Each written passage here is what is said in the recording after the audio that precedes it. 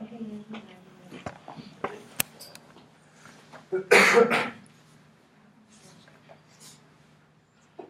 yeah.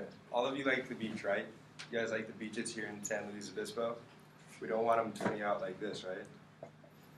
Or this.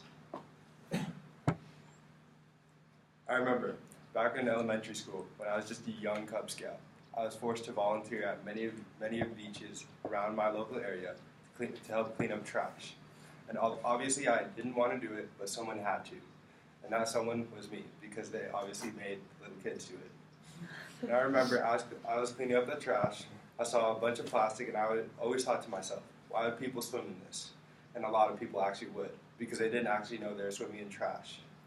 In this speech, I'll be persuading you guys on why you should switch from plastic to reusable bags because of marine pollution, the toxicity of plastic, and how other countries have already developed implementation or action. Let's first take a look at the global standpoint on how plastic bags affect our oceans. In a study conducted in 2014 titled International Policies to Reduce Plastic and Marine Pollution, written by Dirk Zanos and Tony R. Walker, there's a rough estimate of 6 trillion plastic particles weighing in of over 270,000 tons floating in the ocean, accounting for 60 to 80% of marine litter as plastic. For example, in Florida, our beaches are over 60% of their pollution as plastic. In South Africa, their beaches are over 90%. And over 700 species are affected of marine life are affected, and they're ranging from zooplankton to all the way to whales, as stated in the overview of biological effects of lost and discarded plastic debris in the marine environment, written by David Lace, published in 1987. Also, in a study conducted by Jose Durek, titled Marine Plastic Debris, written in 2002, he has a case study of how plastic debris can be used for invasive species to invade new locations. So he conducted a study and he found that algae and other bacteria would latch onto the plastic bags and other sort of plastic things, and they would travel from Australia to New Zealand, all the way up to the Caribbean islands, and then up to Florida. Let's go back to that. And up to Florida, reaching our coast. Now, plastic bags take years to degrade, but they don't even degrade. They do a process called photodegradation, which is where the plastic bag slowly just over years breaks up into tiny pieces until it morphs into the algae in the rock, or the coral in the rock, and are then eaten by animals like zooplankton and travel up the food web in a process known as biomagnification. Biomagnification is just the process of where the concentration gets higher until it starts reaching us, and we take that poison.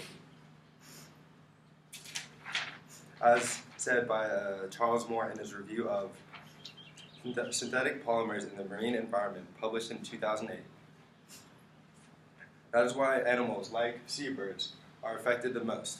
In a study conducted by Jort Hammer of over 300 species of birds, 40% of them had traces of ingested plastic. The reason why plastic bags are bad is because of what they are made from. They are made from petroleum oil and natural gas.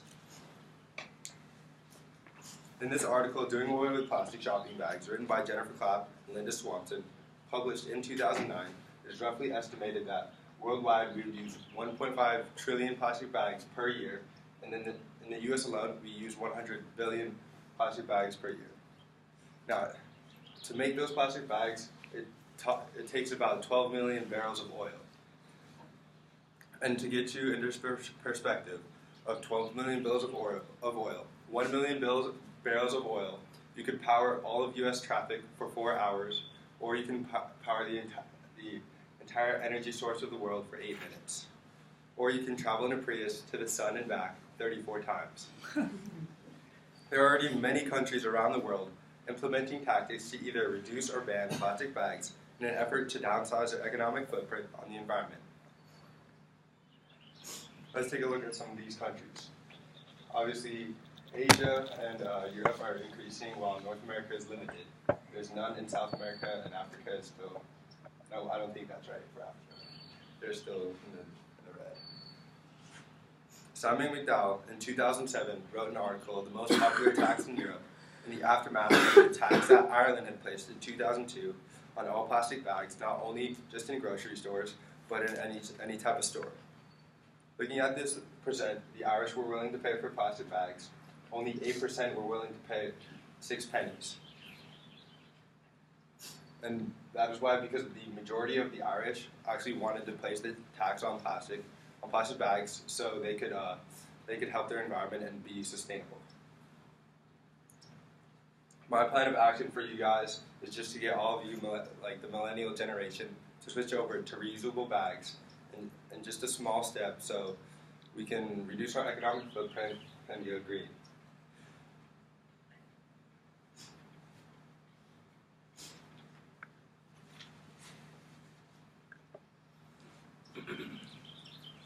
Okay, the U.S. has been lagging on implementing some sort of action. In a study conducted by Rebecca Taylor in 2015, titled Bans vs. Fees, she found that the reason we put a ban on all single plastic bags just last year is because grocery stores in California and Californians are lazy and they'd still pay for the tax for plastic bags. As seen in 2006 when we tried to implement a bill that did not work out because they put a tax on plastic bags on all of California. I'm sure you guys all know because we're all like 6. But the plastic industry changed it into a recycling issue, and so nothing changed. And right after that, San Francisco was the first state to ban all plastic bags in 2007 in response to that industry. And last year, California proposed Proposition 67, and you can see here which cities voted no, which cities voted yes. Most of the cities along the coast voted no, or they're just really conservative, one or the other. Probably just because they're along the coast, they can see like the impact it has. In conclusion, after a little bit of research, I easily saw why we needed to ban plastic bags. Although it may not look like our current president will look at this sort of problem, I urge that you guys make a difference in your own lives today to switch to reusable bags. I know I talked about this issue a lot globally, but it starts locally. This is just one of the many beaches I cleaned up when I was young. It was called Victoria Beach. If you ever been to it, you know. Thank you.